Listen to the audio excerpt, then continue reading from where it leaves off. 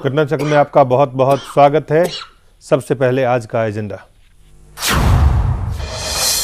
देश भर में आजादी की 66वीं सालगिरह का जश्न। बड़ा सवाल, आजादी के मायने और मकसद को हासिल करने में कितने हुए कामयाब।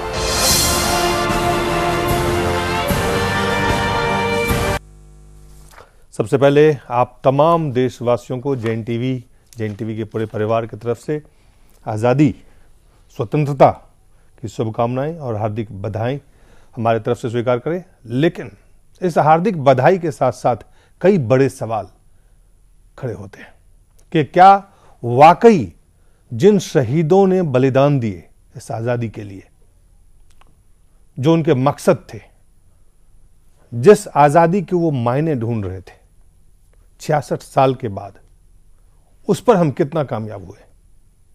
क्या कामयाब हुए हैं या कामयाब नहीं हुए? हमारे साथ 3 अति विशिष्ट मेहमान हैं हमारे स्टूडियो में। हमारे साथ है प्रदीप टमटा जी हैं, सांसद है कांग्रेस पार्टी के, उत्तराखंड से हैं। हमारे साथ हैं डॉक्टर संजय पासवान हैं, पूर्व केंद्रीय मंत्री भी हैं, बीजेपी के नेता हैं। बहुत बहुत स्वागत है आपका। और हमारे साथ है नीरज कुमार, प्रवक्ता हैं जनता दल यूनाइटेड के। बहुत बहुत स्वागत है नीरज जी आपका। जी धन्यवाद। सबसे पहले डॉक्टर संजय पासवान, आपसे शुरू करते हैं। 66 साल की आज़ादी के एक मकसद से आज़ादी ली गई थी। जितने लोगों ने बलिदान दिए, उन्होंने बलिदान इसलिए नहीं दिया था कि आप एक यहाँ से अंग्रेज चले जाएं और कोई और हिंदुस्तानी उसको रिप्लेस करे और फिर वो शासन करे। आज़ादी कुछ मायने थे, कुछ मकसद थे।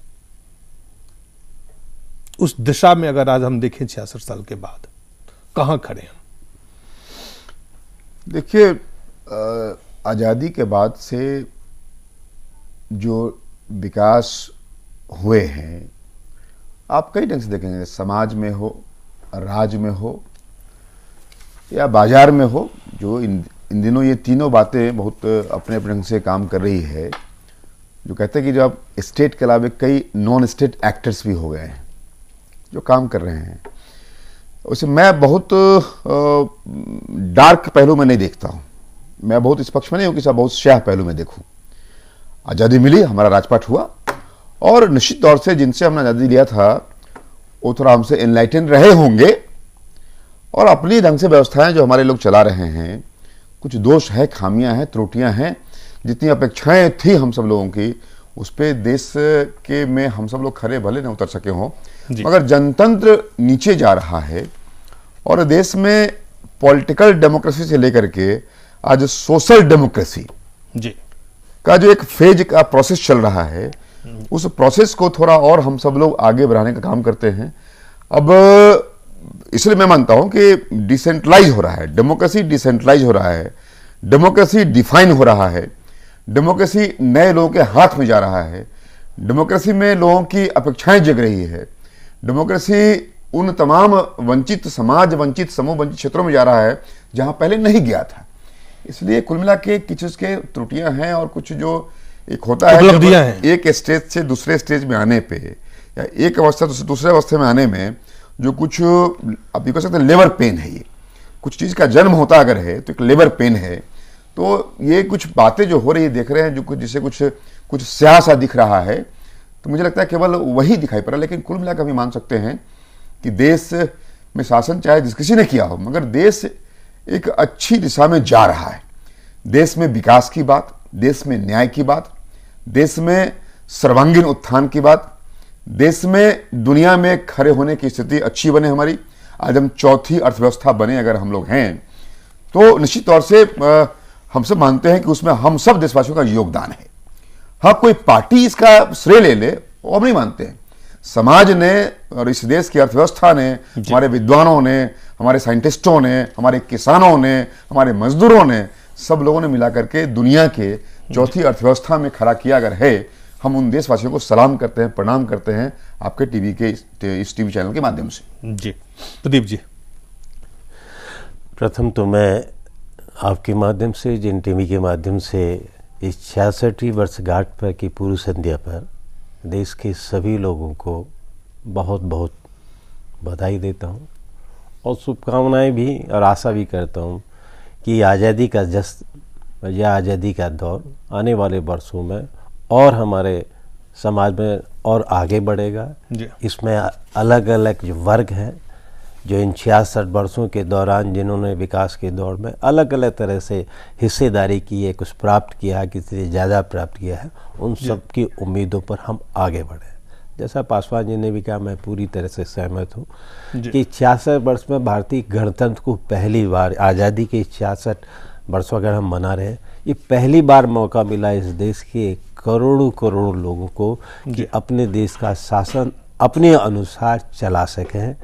और हम आज 15वीं हमारी लोकसभा है और अगले साल हम अपनी 16वीं लोकसभा का चुनाव करने जा रहे होंगे। तो भारतीय लोकतंत्र की बहुत ही मजबूत आधारशिला है।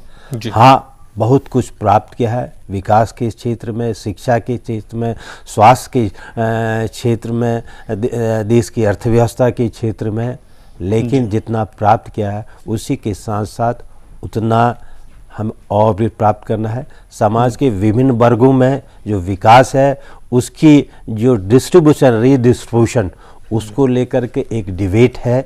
इस पर भी हमको आज के दौर में सोचना पड़ेगा।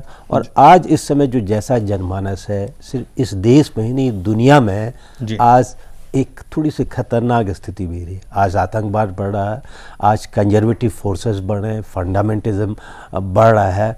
उन तमाम चीज़ों से भारतीय लोकतंत्र को भी बचाए रखना होगा। इसलिए चुनौतियां भी हैं, सफलताएं भी हैं, लेकिन आने वाली भविष्य की चुनौती भी है। मैं समझता हूँ हमारा लोकतंत्र इतना मजबूत है कि इन सब की चुनौतियों का मुकाबला करने में सक्षम है और सब लोग मिलजुल के हम इसको आगे करेंगे जिन्हें अभी हमें हासिल करना है। जी नीरज जी, देखिए, आज़ादी के 66वीं सालगिरह के पूर्व संध्या पर यह कार्यक्रम आयोजित है। जी, देश आज़ादी के इतने लंबे दौर के बाद देश के विभिन्न मानकों की अगर उपलब्धियों की चर्चा करेंगे तो एक तरफ उपलब्धियों का भी हमारे पास फेहरिस्त है, लेकिन दूसरी तरफ एक बहुत बड़ी चुनौती है देश के अंदर में कि जो जन अपेक्षाएं पूरी नहीं हो रही हैं।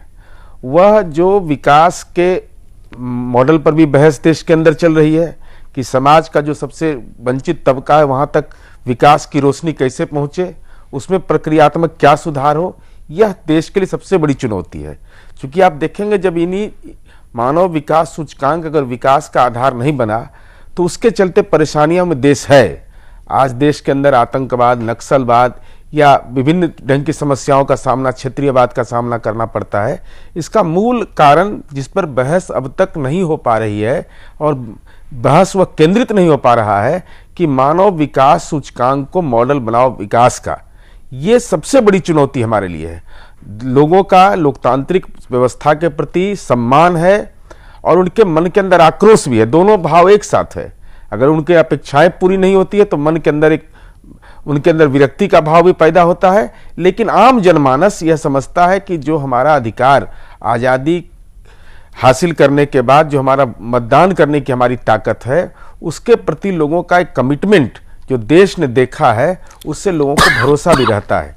इसलिए सबसे महत्वपूर्ण है कि जो चुनौतियां हमारे लिए हैं, उन चुनौतियों को हम कैसे पूरा कर पाएंगे, वह जो डिस्ट्रीब्यूशन सिस्टम है उसको नीचे तक कैसे ले जाएंगे, डिलीवरी सिस्टम को आप कैसे मजबूत कीजिएगा, यह सबसे बड़ी चुनौती देश के सामने है। जी, मैं हमारे राष्ट्रपति हैं देश के, प्रणब मुखर्जी ने जो आज राष्ट्र को संबोधित किया है पूर्व संध्या पर, जो उन्होंने संदेश दिया है, अगर उसको आप देखें और उसके कुछ अंश आपको आप तमाम जो हमारे डॉक्टर संजय जी को भी, प्रदीप जी को भी और आपको भी मैं बताना चाहता हूं। उसके सबसे पहले जो उन्होंने जहां शुरुआत किया है तो उन्होंने कहा स्वतंत्रता संग्राम की दिशा प्रदान करने वाले राष्ट्रपिता महात्मा गांधी और स्वतंत्रता संग्राम के लिए सर्वोच्च बलिदान देने वाले शहीदों सहित उन तमाम जो महान देशभक्त की ओर जाता है जिनके अदम्य संघर्ष ने हमारी मातृभूमि को लगभग 200 वर्षों से अधिक औपनिवेशिक शासन से मुक्ति दिलाई। ये उन्होंने इससे शुरुआत की, लेकिन उसके साथ ही जो कुछ उन्होंने सामने जो बातें रखी है, चाहे वो लोकतंत्र का में अगर विधायिका को लेके जो उन्होंने बात कही है कि जो स्थिति इस वक्त विधायिका की हो रही है, जिस तरह से वहाँ पे लगता है कि वो विधायिकाएं जो है कानून बनाने वाले मंच से ज़्यादा लड़ाई का अखाड़ा दिखाई दे रही है। भ्रष्टाचार एक बड़ी चुनौती बन चुका है। अकर्मण्यता तथा उदासीनता के कारण देश के बेशकीमती संसाधन बर्बाद हो रहे हैं। इससे हमारे समाज की ऊर्जा का क्षय हो रहा है। तो ये जो चिंताएं, और ये यहीं पे खत्म नहीं होता है। आप देखें, उन्होंने विभिन्न संस्थाओं, जो लोकतांत्रिक जो संविधान में राज्य की विभिन्न संस्थाओं के बीच शक्ति का जो नाजुक संतुलन रखा गया है, इस संतुलन को कायम रखना होगा। और हमें ऐसी संसद चाहिए जिसमें वाद विवाद हो, परिचर्चाएं हो और निर्णय लिए जाएं। अब देखिए, ये चिंताएं हैं, और ये वो चिंताएं हैं जिससे राष्ट्रपति जब आज 66 साल के आजादी के हम जश्न मना रहे हैं, तो वो देश के नाम संदेश दे रहे हैं। कहीं एक डिस्कनेक्ट बड़ा है। प्रदीप जी, देखिए, राष्ट्रपति जी की स्पीच को मैंने पूरा सुना जी, और मैं समझता हूँ कि राष्ट्रपति जी की स्पीच जो आज उन्होंने दी है इस 66 वर्ष की पूर्व संध्या आज़ादी की जी, ये देश के लिए बहुत ही महत्वपूर्ण डॉक्यूमेंट है। वो ऐतिहासिक एक सबसे है। उन्होंने इस समय देश के हर पहलू को छुआ है जी। मैंने देखा जो महत्वपूर्ण पहलू जितने भी, जो दो तीन, मैं तो अपने हिसाब से 2-3 महत्वपूर्ण पहलुओं पर बात करना चाहूँगा। मुझे याद है कि जिस दिन उन्होंने राष्ट्रपति जी की शपथ ली थी, वो स्पीच में भी और आज भी, एक जो सबसे बड़ी चुनौती हमारे सामने है, पिछले ये लगभग 15-20 साल की जो हमारे देश में आर्थिक जो इकोनॉमिक रिफॉर्म हुआ है, और उसमें देश की प्रगति दर बढ़ी है। शासन में विभिन्न दल रहे हैं, यूपीए का शासन रहा है, एनडीए की भी, और लगभग आर्थिक सुधारों में हम सब की एक सहमति रही है। पिछले 8-10 साल से लगभग 7-8% हमारी इकोनॉमिक ग्रोथ हो रही है।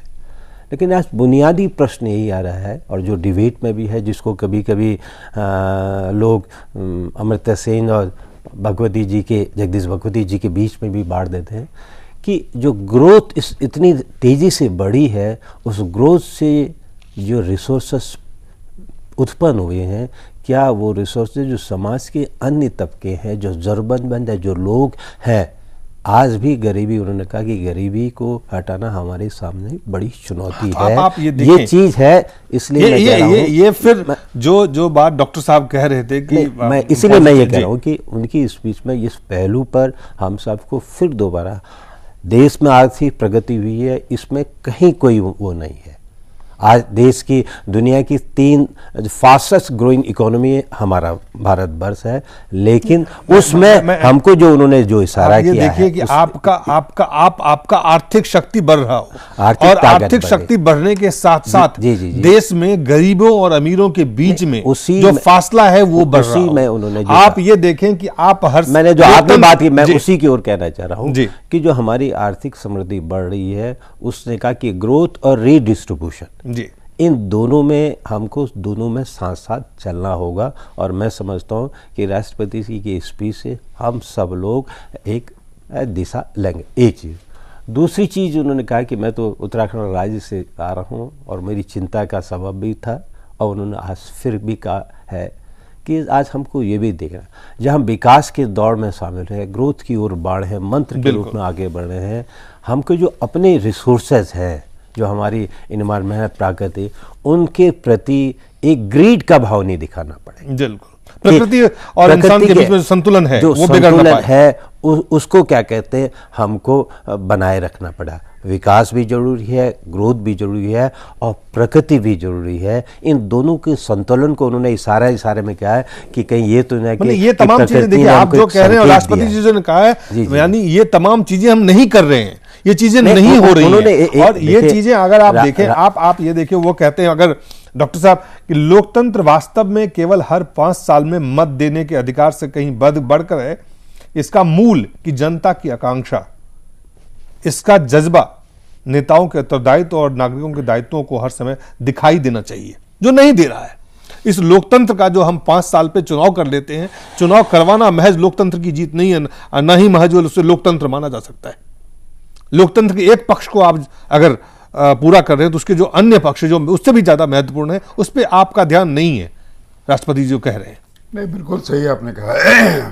हम लोग तो एक तो पहले अपने राष्ट्रपति महोदय को हम लोग बधाई देना चाहेंगे कि उन्होंने महामहिम शब्द को ड्रॉप करवा दिया और हम लोग अब माननीय कह सकते हैं उनको। अब एक जो कॉलोनियल माइंडसेट है, जो एक औपनिवेशिक व्यवस्थाएं थी और अभी भी हैं, उससे बाहर निकलने का प्रयास किया उन्होंने और हम इसके लिए उनको साधुवाद देते हैं कि पहली बार मतलब एक होता यही है पॉलिटिकल व्यक्ति के राष्ट्रपति बनने से। देखिए, अबुल कलाम जी साइंटिस्ट थे, विद्वान थे, पॉलिटिकल व्यक्ति के प्रेसिडेंट बनने से जो बातें हैं, जो पॉलिटिक्स में जो उन्होंने फील किया है, जो अनुभव किया है, और उन्होंने कहा कि सब एक कॉलोनियल माइंडसेट में जो हम लोग जी रहे हैं और हिज हाइनेस हिज एक्सेलेंसी की जो बात है उसको ख़त्म किया उन्होंने और कहा कि साहब हमको कोई आवश्यकता नहीं है, इसमें कहीं से प्रोटोकॉल का उल्लंघन नहीं होगा। एक तो अपने आप को डीकोलोनाइज करना चाहिए। हम लोग का जो मानसिकता है, उस मानसिकता में जो हम लोग का एक आजादी के मतलब मायने भी वही थे, मकसद भी वही था, बिल्कुल। इसलिए वो अंग्रेजों को भगाना नहीं था सिर्फ। वर्तमान राष्ट्रपति महोदय को मैं इसके लिए बहुत बहुत बधाई साधुवाद देना चाहूंगा जी। उन्होंने इंडियन माइंडसेट को डीकोलोनाइज करने का प्रयास किया है और उससे आगे भी आप देखें इनकी चिंताएं जो हैं, जो उनकी चिंता है, और चिंता इसलिए तो है, चिंता कंसर्न ऑफ प्रेसिडेंट वह डिबेट का विषय बने पार्लियामेंट के लिए। और राष्ट्रपति का जो संस्थान है, जो इंस्टीट्यूशन ऑफ प्रेसिडेंट हाउस है, चूंकि पार्लियामेंट का मतलब होता है कि राष्ट्रपति, लोकसभा, राज्यसभा, तो पहली बार मतलब लगता है कि पार्लियामेंट का जो तीनों अंग है वह तीनों अंग बिल्कुल एक वाइब्रेंट हो गया है, जागृत हो गया, स्पंदन हो गया है। इसलिए मुझे तो बड़ी उम्मीदें जगी है कि वर्तमान राष्ट्रपति महोदय के समयावधि में ये देश में अच्छा कुछ होगा और चिंताओं को समझने का प्रयास ईमानदारी से हो रहा है। अभी तक क्या था कि चिंताओं को लोग समझ नहीं रहे थे और केवल निदान समाधान के लोग जा रहे थे। इसीलिए वर्तमान संसद जो हमारी है, राष्ट्रपति महोदय सहित, वह संसद देश की स्थिति को समझ रहा है और वह उनके अभिभाषण से स्पष्ट हो रहा है। इसलिए मुझे लगता है कि पार्लियामेंट को अकॉर्डिंगली एक्ट करना पड़ेगा, नहीं तो जो और भी संस्थानें हैं, चाहे सुप्रीम कोर्ट हो, सोसाइटी हो, उनको भी रिएक्ट करने में देर नहीं होगा। इसलिए कुल मिला करके हम सब जो पॉलिटिक्स में जो लोग हैं, जो पार्लियामेंट में, असेंबली में जो लोग हैं, हम लोग को थोड़ा अपना अपना व्यवहार भी अकॉर्डिंगली चेंज करना चाहिए। यह भी संदेश छिपा हुआ है। नहीं, संदेश साफ है, छिपा हुआ नहीं, साफ। 66 में गणतंत्र में जो राष्ट्रपति महोदय ने जो कहा है हम लोगों से, इसलिए भारत के प्रथम नागरिक के नाते जो उन्होंने जिस तरफ इशारा किया है, हमें उस तरफ कुछ आगे बढ़ करके काम करना होगा और अपने कुछ जो चिंतन और व्यवहार हम लोग का होता है उसमें बदलाव लाने का प्रयास हमें भी करना चाहिए।